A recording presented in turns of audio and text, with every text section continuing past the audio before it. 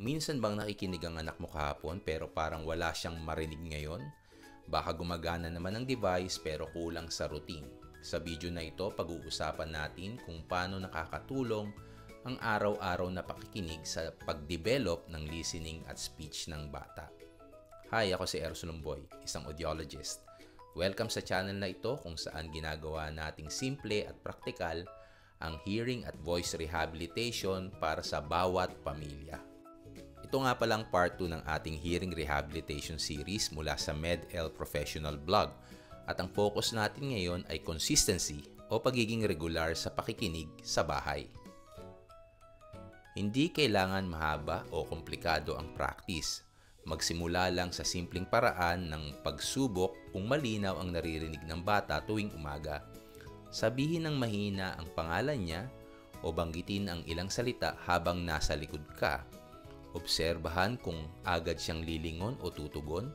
Dito mo malalaman kung malinaw pa rin ang tunog mula sa kanyang hearing aid or implant. Ang tawag natin dito ay daily listening check. Simpleng paraan para masiguro natin na handa siyang makinig sa buong araw. Kapag malinaw ang pandinig, gawin mong bahagi ng laro ang pakikinig.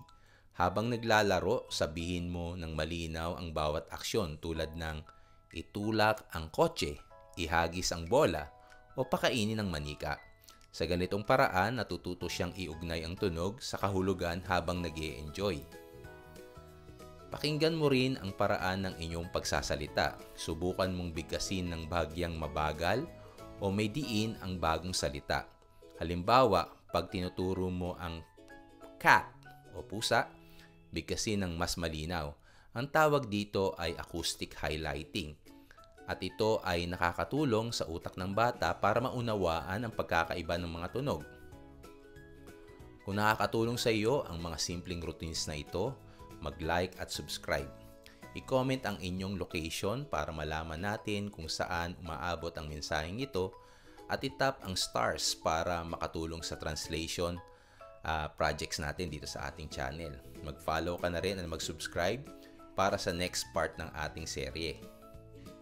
Ang pakikinig ay nagiging natural kapag bahagi na ito ng araw-araw na gawain. Ang simpleng pagtiyak ng malinaw na tunog, ang pakikinig habang naglalaro, at ang tamang paraan ng pagsasalita ay malaking tulong para matutong makinig ang bata sa toong buhay. Ako uli si Eros Lumboy. Paalala, ang pinakamahusay na rehabilitation ay nagsisimula sa tunog sa tahanan.